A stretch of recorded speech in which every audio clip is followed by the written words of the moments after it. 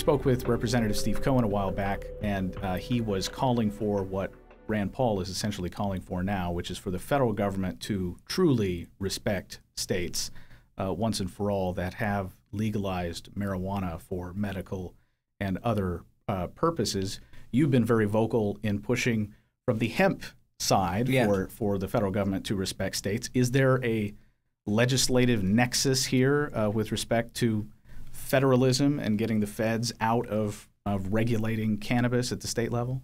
Well, I try and get the two separated, hemp from cannabis, because they are, even though they're cousins and they're virtually the same plant, one's used for one thing, one's used for another, and you can't get high off of hemp. But I'd like to talk about both of those issues. Hemp is widely supported in Kentucky because our Republican Commissioner of Agriculture ran on the hemp platform. It was a part of his platform and was elected in a year that was otherwise bad for Republicans. It's an alternative crop for farmers in Kentucky. It used to be grown in the United States. It's really separate from the drug issue. And I had an amendment on the Farm Bill that passed with Jared Polis and Earl Blumenauer, two Democrats. It passed by a wide margin and then made it through the conference bill, and it's now law. So there's hemp being grown in Kentucky for the first time in like 50 years, well, legally for the first time, although it does grow wild anyways. But back to the cannabis issue or marijuana issue, I've polled this in my district because I think it's important not just to represent your own thoughts on things, but the people who elected you to Congress. And here's what I found out in my district. Most of the people in my district, whether they're Republican or Democrat, do not support legalization of marijuana. But I asked two other questions. I asked a question about medical marijuana when prescribed by a doctor. And 2/3 of the Republicans in my district support medical marijuana if it's prescribed by a doctor. And it's higher than that for Democrats. Then I asked another question, which is relevant to your point, which is, regardless of how you feel about the legalization of marijuana, do you think that it should be prohibited by the federal government or left up to the states? And 75% of my constituents, whether they were Republican or Democrat, believe that it should be left up to the states. So that makes it easy for me. My constituents and I are aligned, and I do believe it's a state issue, not a federal issue. Do you think there's going to be a broad push in that direction in the near term? I know Rand Paul has effectively sponsored legislation to that effect.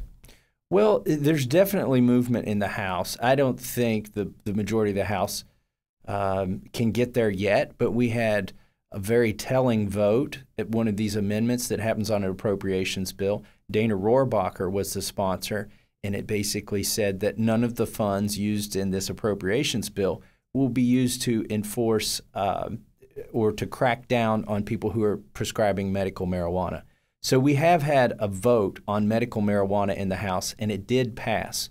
So a majority of the members of the House of Representatives support the states' rights or the rights of the people in the states and the state legislature's authority to make their own laws on a state-by-state basis. On the matter of D.C., with respect to guns, of course, whether you like it or not, and you like it, I suppose, that Congress rules D.C. as a constitutional matter. Over the weekend, we had a case involving Cato Senior Fellow Tom Palmer, who's out in California right now. The case is Palmer v. D.C. A federal judge ruled an absolute ban, which D.C. effectively had, on the carrying of a firearm by a D.C. resident outdoors, outside their home, is effectively unconstitutional. That's the bear arms part. You want to take that, I think, a step further and assert Congress's prerogative to regulate D.C. So what do you want to do? To deregulate to D.C., to restore the rights of the people in D.C. So let me back up from the ruling we just had this weekend, go back to July 16th. I introduced one of those interesting amendments to an appropriations bill because it's an open rule on the floor of the House. Anybody can introduce an amendment. And my amendment basically said that none of these funds, and this was the appropriations bill for D.C. for funding the District of Columbia, none of the funds shall be used by any agent of the government of D.C. to enforce any of these laws. And I listed 4 of the D.C. laws that were written in the wake of the Heller decision in 2008. You see, in 2008, the decades-old gun ban in D.C. was overturned by the Supreme Court. Well, the D.C. local government has crept back up to that line, and I would say they've crossed it, and they're doing unconstitutional things. So I offered my amendment on July 16th. It passed 241 to 181, and it basically defunded all the D.C. gun laws. And some cry home rule. Some say that you're betraying your principles of local authority. But I remind them that Madison and Federalist 43 said that we had to have a federal city. It couldn't be part of a state. Otherwise, that single state would exert undue influence over the federal government. And so Article 1, Section 8, Clause 17 of the Constitution does give Congress the authority to legislate in all matters for the District of Columbia. But the judge's ruling this weekend pointed out something else that I've always said, and this is what the McDonald versus Chicago Supreme Court case said, which is it doesn't matter whether you have statehood. It doesn't matter what your city council wants to do. A locality or a state, regardless of whether it's the District of Columbia or a state, cannot deprive somebody of their basic right to self-defense, which is enshrined in the Second Amendment. And so the Palmer decision, we'll name it the Palmer decision, I guess now, even though it's a lower court ruling and not a Supreme Court ruling, but it's significant in that it takes Heller and McDonald and puts them together and says D.C. can't keep people from carrying a handgun outside of their home, and doesn't really have anything to do with statehood or local rule.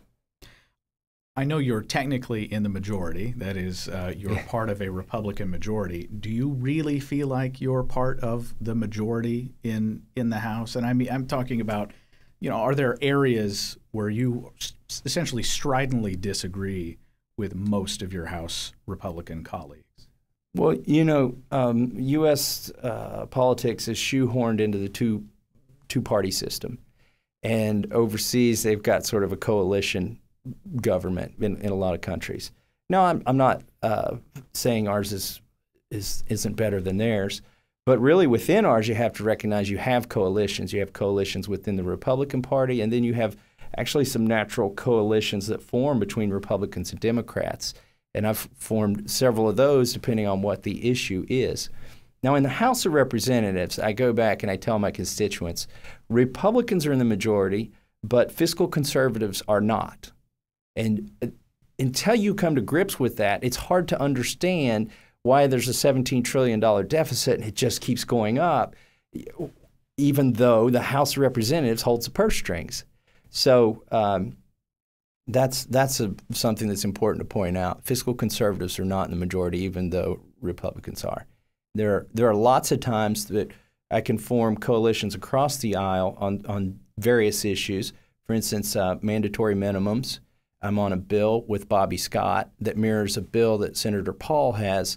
I'm not sure who he teamed up with in the Senate. Patrick Leahy, that's right. I've got the mirror of that bill with Bobby Scott in the House, who's a member of the Congressional Black Caucus, with Zoe Lofgren from Silicon Valley. She's from the techie area, and I went to a techie school. We understand and care about issues of privacy, issues for cell phone unlocking, for instance. And then you've got Jared Polis and Earl Blumenauer, who I can team up with on the hemp issue, for instance. So you can get things done in the House by reaching across the aisle. Related to that, this issue of majorities and minorities, with respect to what is happening now on the border, our southern border in the United States, is it appropriate to view that as a humanitarian problem with these unaccompanied children crossing the border?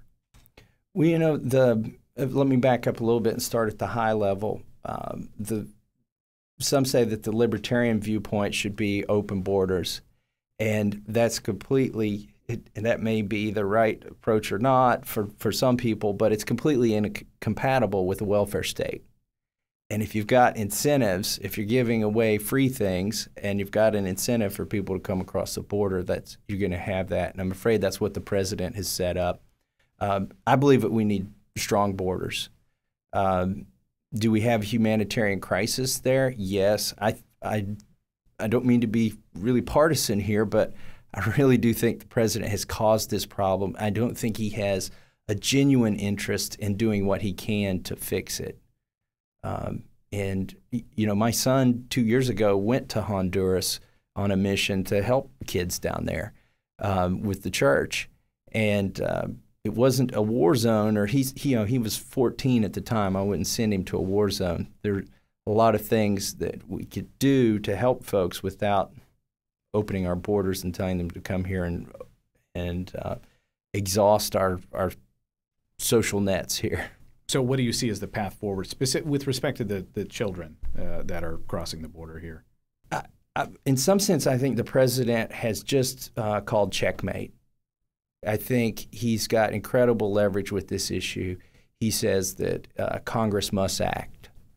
And I'm worried that if the House acts and Harry Reid refuses to do anything in the Senate, then the president can say, well, they have confirmed that they must act because they tried to act, yet they were incapable of doing anything. And he'll paint Harry Reid with that broad brush, but Harry Reid won't care. He won't be damaged by it. He'll say Congress has failed to act, and now I have essentially more authority to act. And I'm afraid that's what will happen.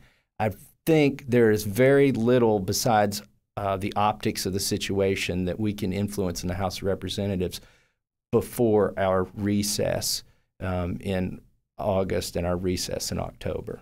So the question is, unfortunately, and I hate this part about Congress, the question is, what are the optics of the situation and what could you pass to affect the optics? Representative Robert Pittenger of North Carolina recently took to the pages of the Wall Street Journal and he referred to the amendment that you sponsored with Congresswoman Lofgren to rein in NSA surveillance as making the mistake of going much too far in protecting privacy. You obviously disagree. So what does your amendment do? Well, you know, there's been a lot of talk about the metadata, how everybody's phone records are being collected and archived. There's another program that's been referred to as the PRISM program, where the government actually collects your content of your emails, your photographs, records your phone calls, your chat sessions. We're talking about content here. That's only if there's a reasonable expectation that somebody on the other end is overseas. But in the process of that's a fairly big filter, and a lot of stuff gets through. A lot of genuine U.S. persons' conversations are being harvested, which is okay. We understand that's going to happen. But when they query that big database, or the haystack as they call it, they should be going in there and looking for terrorist-type information because this is under FISA. This is not under the Patriot Act. This is under foreign intelligence regime. But here's the problem. That program has evolved, and they're going in there querying that database with your name, my name, some identifier that's unique to a U.S. person. And it's basically a fishing expedition without a search warrant, without probable cause. So all our amendment does, that Zoe Lofgren and I offered, is it says you have to have probable cause and a search warrant if you're going to dive into that database and go looking for U.S. persons' stuff in there. Now, there's a second part to our amendment. By the way, that's called backdoor searches. You know, in the media, that's sort of the name that's evolved. There's another backdoor that's being exploited by the U.S. government that, as the second half of our amendment seeks to address. Our federal government right now can use its money and its influence to coerce companies to put secret encryption keys or defects into their software that will allow the U.S. government to basically turn on, give them backdoor keys, if you will, into U.S. products. The problem with that, just the pragmatic problem, is it's killing our sales of hardware and software overseas in Europe. Now, if you're in Europe, it's a windfall if you're a manufacturer in Europe. You can say, look, You can be sure if you're buying a German product, we're not putting American backdoor keys in the products. And so it's hurting our competitiveness overseas. So those are the two things that our amendment does. It passed 293 to 123. It's an amendment, but I think it's important to point out that's a veto-proof majority if it were a standalone bill. Mr. Pittenger also writes in this same op-ed, U.S. intelligence agencies are already under strict oversight by Congress, the President, and the judicial system, and are prohibited from targeting the communications of American citizens without first obtaining a court order on a case-by-case basis. Is that true?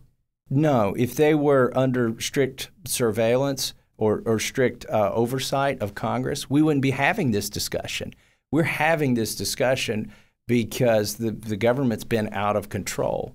And the oversight is not 435 members of Congress. It's a tightly controlled intelligence committee, select intelligence committee, and there really aren't any civil liberties advocates on that committee. Now in the Senate, Senator Wyden is on that committee, and he's advocating for civil liberties. But apart from that, there are none in the House.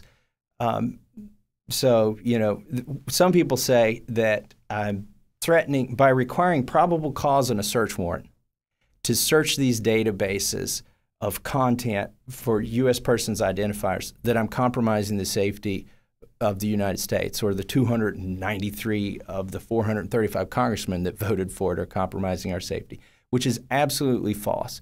You can have security and you can have civil liberties at the same time.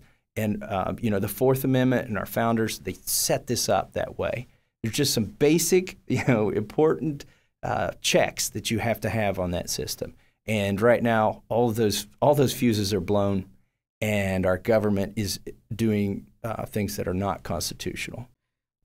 How should we reform our criminal justice system? I know you've worked on issues with respect to mandatory minimums, as has your colleague in the Senate, Rand Paul, and have found, I think, some enormous traction, because I just think a lot of Republicans, until very recently, haven't been willing to take this issue up. Right. How much traction is that really going to have over the long term? I think it's getting traction, and as Senator Paul takes it to a wider audience in the process of possibly running for president, I think it's going to get more traction as well. There's support on the left side and the right side of the aisle. Now, some will tell you that you have to be tough on crime to be conservative, and I believe you should be tough on violent crime. But there are crimes where really there are no victims other than possibly the perpetrator, in which case that's personal responsibility. But here's the problem with being tough on these victimless crimes. It's not conservative to lock a huge percentage of your population up. I was in county government. I had to write the checks for the county jail, and I would go over to the jail, and we had some people locked up, and you just scratch your head and say, how is this solving the problem? To lock this person up, for instance, for a year, it's for child support. They're not going to be able to pay this child support bill, and then after they get out, they're not going to be employable. So anyways, it's just not conservative to spend so much money on jails. You're exhausting the funds at the state level, the county level, the federal level by keeping all of these people locked up. And it also, as Senator Paul points out, disproportionately affects minorities. You can just look at the statistics. You're a loud and opponent of internet sales taxes, and we're now sort of seeing a situation where it seems more possible than ever that something like that could be sort of a stowaway on another piece of legislation. Right. How do you handicap that right now? Well, I'll tell you what, when I got here to Congress, I thought, well, there's no way in the world any Republican would ever vote for a tax increase that's that broad. Well, there are a lot of Republicans that say this isn't a new tax. We're just helping states collect the tax that they're already owed. And I would say it's definitely a new tax. And when I got here and I just started querying the members and saying, what about that internet sales tax? Isn't that the craziest thing you ever saw? Someone saying, oh, wait, right there. No, we need this back in my state, and the governor supports it, and I support my governor. And I thought, oh my goodness, there's more support for this than I realized among my own conference. And I told our leadership, I said, look, this is the wood chipper, and you've got members with their hands ready to stick into the wood chipper and to go for this internet sales tax. Here's the most disturbing thing to me. It's not just the additional revenue that's going to come out of people's pockets. I say it is a new tax because at the end of the day, there's going to be more money come from the people and go to the government. Here's the more disturbing thing. It violates a principle or a nexus that the Supreme Court established several years ago, which is you have to have a physical presence in a state or a jurisdiction in order to be liable to the laws of that state or jurisdiction. Well, this blows that away. The internet sales tax, as proposed by the Senate, and it passed on like one of those test votes in the Senate with 75 votes. A lot of Republicans voted for it. This makes it our United States, I call it the virtual United States of America instead of the United States of America, because if you're a retailer, an internet retailer in Kentucky, you're now going to be liable for sales tax audits in I think there are about 45 other states that charge a sales tax. And maybe your chances are only 1 in 20 of pulling an audit in any one year. But now if you're in a pool and you're drawing your name out of the hat 45 times a year, you're going to have 2 or 3 sales tax audits a year. And what if you have a disagreement with that jurisdiction? Their laws now apply to you, even though you may have never set foot in that jurisdiction. You don't have any trucks there. You don't have any buildings there.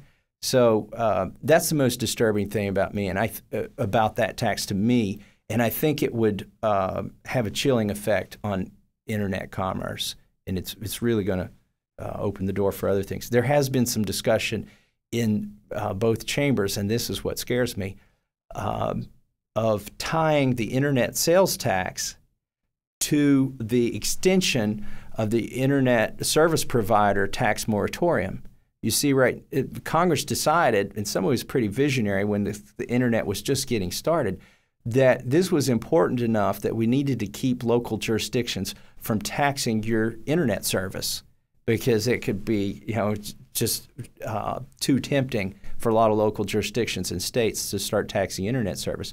So there's a moratorium on any state or local jurisdiction taxing your internet service right now. Well, that expires this fall, right before the election.